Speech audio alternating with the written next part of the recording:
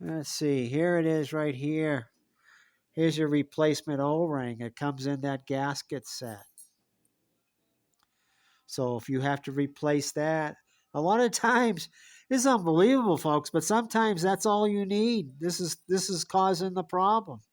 Hard starting, rough running, surging, or whatever. It's because this little O-ring is damaged. So you put the new O-ring on, and before you put it in, I lubricate it. I got some Miracle Mystery Oil, some lubrication, and I'll just give it a little bit of squirt. So it goes in nice and easy. You don't want to force this back in. If you're having to force this in, something's wrong. So you put it back in there, and let's see if I get this. And then push down with your thumb. It should go in nice and easy. You'll feel a click. Okay, it just clicks in.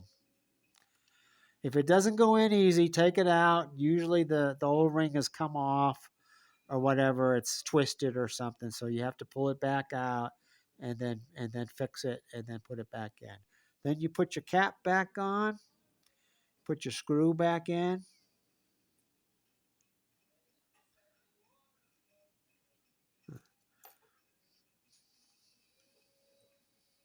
What I do is I'll tighten this up until it's coming out the other end.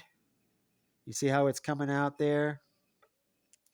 And then it should I want to screw it in until it starts hitting the throttle stop piece right there. And then you can readjust your idle after you put put it back on. Now you got that back in there. Now you can put your float back on. Oh, wait a minute. I got to put this back in, huh? Here's your emulsion tube, your nozzle. The small end goes in first. Goes right in. Then your main jet, where your slot is facing out. Put your main jet back in. Get your screwdriver in there. Tighten it up. Now you don't want to tighten too hard. Snug is fine. So I'm going. Okay, now I can feel it's snug. You do not want to tighten it too much. Okay? Now you'll know you got it right. This is a nice way to check that. You can see the nozzle coming out of the venturi there. Can you see that, folks? You can see that you got it right. If you can see it. If it's flush, it's not right. So you want it sticking up just a couple millimeters. All right, that's good.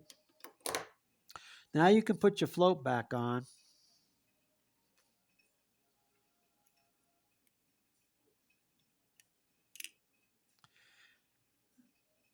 Put your pin back in. The pin goes through the slot here. Let's see. You got to line up the slot. Sometimes this is tricky. I don't know if you got big thumbs and fingers. Okay, it's going in there now. You want to make sure it goes all the way through, about equidistant coming out on each side.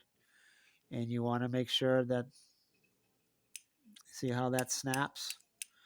That's right. See, when the carburetor fills up with gas, it moves the float up until the gas stops.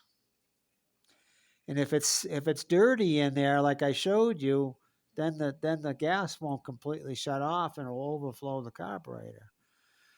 So when you put the carburetor back on, a lot of times I'll tell people, don't put the bowl back on. Turn the gas on, and when you push this up, it should stop the flow of gas. All right.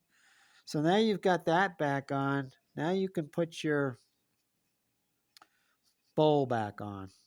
Now you want to line up the indent. See this indent here? You want to line it up with your float.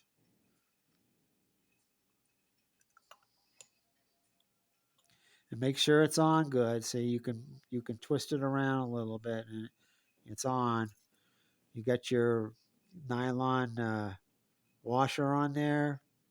You put that back in there.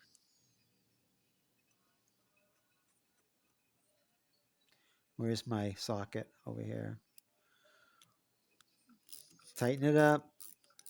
Remember, don't over tighten. Snug, just a little bit more than snug is fine.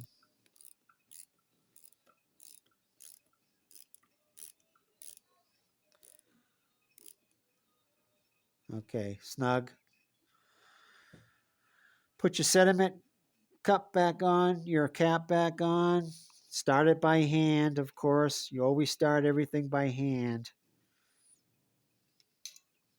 Tighten it up. Snug, not too tight. All right.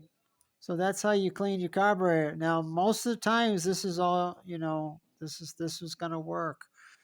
You make sure your gasket's good on this side. This is your engine side, your head side. You want to make sure that's a good gasket.